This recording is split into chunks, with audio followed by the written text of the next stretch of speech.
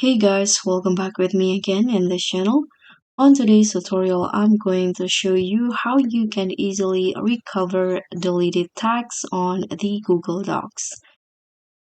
Let's say you accidentally deleted important tags on your documents in Google Docs and you want to recover that changes or that deleted tag. So this is how you can do.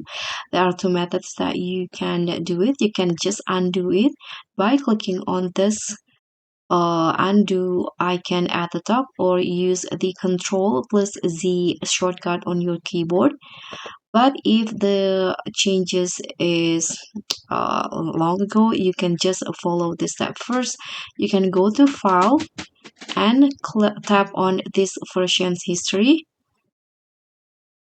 Tap on the See version history, and then you'll see the versions that you want and the deleted tags that you want to recover. You can just click on the versions that you want to recover, for example this one. Then tap on this three dots icon and choose to restore the version. Tap on that, click on restore, and just like that the deleted tags will be restored or recovered.